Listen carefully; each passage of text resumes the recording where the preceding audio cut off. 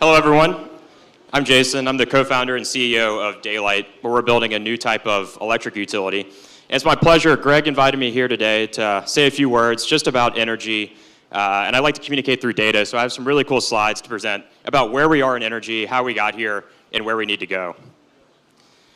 So this is one of my favorite charts in the world. This plots GDP per capita against energy use per capita. One thing that is very clear when you start to study a chart like this is that energy use and economic success are inherently intertwined, right? Energy is the base foundational industry that powers every other industry. And so economic success and energy consumption are inherently intertwined and can't be separated. And humanity has gone through energy revolutions time and time again, right? Fire to biomass to coal, whale oil, fuel, and now we're on the precipice of transitioning from a fuel economy to an electron economy.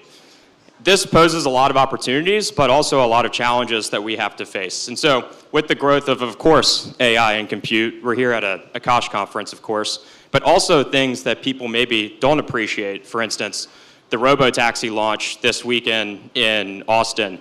When robo-taxis grow all over the cities all across the US, that's an entirely new pattern of electricity consumption. Deglobalization and reshoring of industrial capacity is a huge boom in energy and electricity consumption. And all of these are creating problems for the grid, and we need to find ways to scale access to electrons as fast as humanly possible. And so for the first time in decades, electricity demand is booming because of these industries. But most people don't appreciate it. For the last 20 years, electricity demand growth has been flat in the United States. Energy efficiency gains have outpaced any energy demand growth in the electricity sector. So we have an entire generation of utility executives, grid operators, people that are running the grid that have never faced energy load growth ever in their careers. So we're going from a period of 0% annual energy growth to 4.7% annual energy growth. $21 trillion of CapEx that need to be delivered by 2050 to meet this demand. And this chart really highlights the problem. So this chart is a forecast from FERC, which is the energy regulatory body in the US, of peak electricity demand in the United States in 2029. The 2022 forecast, the 2023 forecast, and the 2024 forecast. Now, peak demand is really important to get right, because one of the weird things about electricity is that we can't build for averages. We have to build for peaks. The 1 hour of the 1 day a year that electricity demand peaks is what we have to build for, because if we can't meet that, the entire grid shuts down. And so getting the peak forecast right is critically important. And so in 2022, FERC, the experts, said that we would need to add 23 gigawatts of energy capacity to meet peak demand. In 2023, they revised that upward by almost 100%. We need 39 gigawatts. And in 2024, they revised it upwards by 3x. So what is the revision going to be at the end of this year? I don't know, but I expect this chart will continue to look this way. We are consistently under forecasting electricity demand, and we're in an entirely new paradigm. So the market, though, backs this up. This is a really cool chart. So, of course, the orange line is the S&P 500, its performance over 2024. Then I have two other lines plotted here. One of them is NVIDIA. We all know and love NVIDIA. The other one is not a tech company. It's not a compute company. It's not a data center company. It's Vistra. It's an independent energy producer in the United States. Can anybody guess the purple line or the yellow line? Which one is NVIDIA? You might be surprised that the purple line is NVIDIA and the gold line is Vistra, an energy producer in the United States. The market knows what people are starting to now talk about, which is power is the constraint on compute. Power. So, you know, the ASCE, the American Society of Civil Engineers, puts out a report card on infrastructure every few years. 2025 report card just came out, and the US grid was ranked a D+. It's pretty terrible, obviously. Most of the nation's grid is aging and past its useful life. So something on the realm of 60% of our transformers are past their useful life, 50% of transmission lines are approaching the end of their useful life. We have to replace all of these things to continue to scale. On top of that, the interconnection request for a power plant. So when a power plant is built, you have to go through something called an interconnection queue.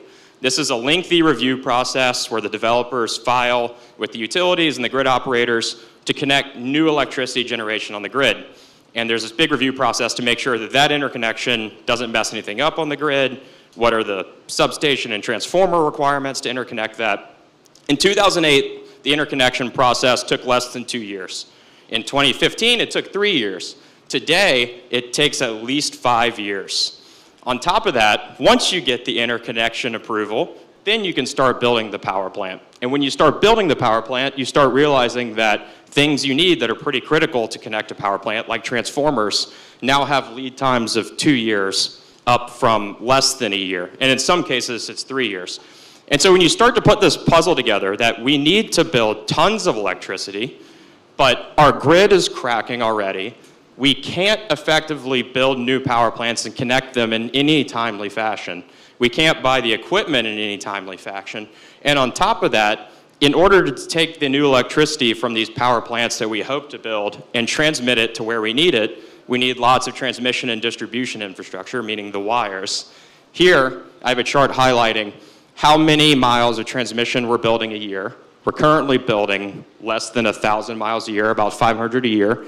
The DOE says in 2030, to meet our energy demands, we need to build 5,500 miles a year. In 2035, we need to build almost 10,000 miles a year.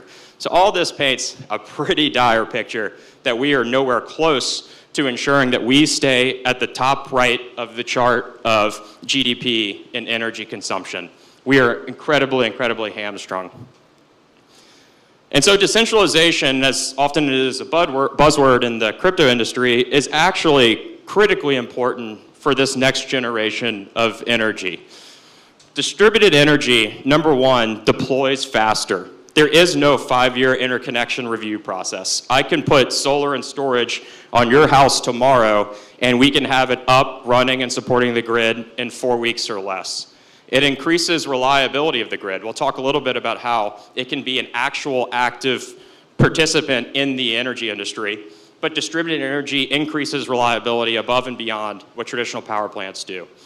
It can reduce all of that transmission infrastructure spend we just talked about, because when you move energy generation, storage, energy management to the edges of the grid, it frees up more existing capacity to go elsewhere. So you eliminate a lot of the need to build all of these wires. It increases energy security to the individual because they get backup power, they're protected from storms, they're less reliant on the centralized grid. And I think it increases sustainability because you can't put a coal plant in your backyard. So decentralized energy is really the path that we need to figure out how to scale, because as we saw, centralized energy just clearly does not have a very clear and crisp picture of how to scale it. The problem, though, is distributed energy faces two very critical barriers. Number one is that the industry has incredibly, incredibly high customer acquisition costs. Most people don't realize this, but this chart, this yellow, is just marketing and customer acquisition spent by solar companies. This is the actual solar panel and equipment and installation price. 60% of the cost is just bullshit paid to the salespeople and door knockers. The other side is that we primarily finance it through personal loans because the industry has been effectively a high-ticket sales business rather than a network business. So the interesting thing, right, is like I think we're all aware that there's an industry that exists today that's pretty good at solving customer acquisition costs, and it's pretty good at building new financial products, and that's crypto. And so Daylight sits at the intersection of distributed energy and crypto to build a better system. So on a small scale, right, if I put solar and storage in my home, I get access to cheaper power than the utility sells me because I don't have to pay for all the transmission and distribution of infrastructure. It just generates it and I consume it. I also get more backup power, so I have more energy security.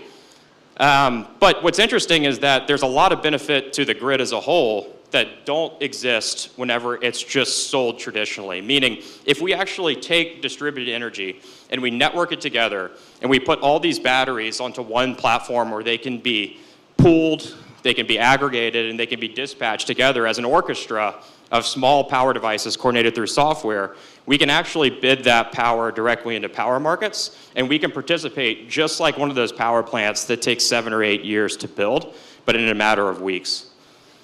And so that's what we do at Daylight. We bake economic incentives directly into the process to deploy new distributed energy. So similar to many deep-in networks, we'll be launching incentives that are rewarded for verified new energy installations to hopefully, number one, bring down customer acquisition costs and reward people for making upgrades that actively benefit them and benefit the grid. And in order to claim those incentives, those distributed energy installations must be anchored to our decentralized protocol, where they are pooled, they're aggregated, they're verified, and they can actively be dispatched by power traders to support the energy grid. And because you can do that, these assets are now revenue generating. They're not just cost saving to the individual, but they're revenue generating. And that revenue can be baked directly into financing that brings the cost of capital down. So you can attack both the customer acquisition angle and the cost of capital and financing angle to turn this from an industry where solar is sold at $3 a watt to one where it's sold at $1 a watt or less. And so this intersection, I think, is really critical. Again, to kind of summarize what we talked about, we cannot expect to build the electricity economy around a centralized grid. It has to be decentralized because it simply takes too long and involves too much capital expenditure to do it in the traditional way. And so decentralized energy is the path that we get there. And we also know through Greg's leadership and Akash's leadership that decentralized compute is the fastest and best and cheapest way to scale compute. And so I think we're at the very, very early days of one of the most exciting intersections in the world, which is decentralized energy and decentralized compute. And what does that look like? We talked about the power plants. They have a 5-year interconnection queue. Some data came out last week, actually, that most data centers now have a 10-year interconnection queue, which means that I start the development process. In 10 years, I get approval to interconnect, which means I can start constructing it. So 2035, we can start building that data center. That's not going to work for where we're headed. And so this intersection of distributed energy, distributed compute is, I think, the next generation of how we build infrastructure. We've seen a lot of interesting stuff from Akash. Last year, Greg made the post on Akash at Home. And I think there's a really interesting intersection as we continue to grow of can homeowners, can individuals, can business owners host their own compute, host their own power, share the excess capacity, and build much more resilient and faster scaling networks to ensure that we can continue to progress humanity and the United States stays in that upper right quadrant on that chart I showed of GDP per capita and energy consumption per capita. So thank you for your time. Again, I'm Jason from Daylight. I'll be around if you have any questions. Thank you.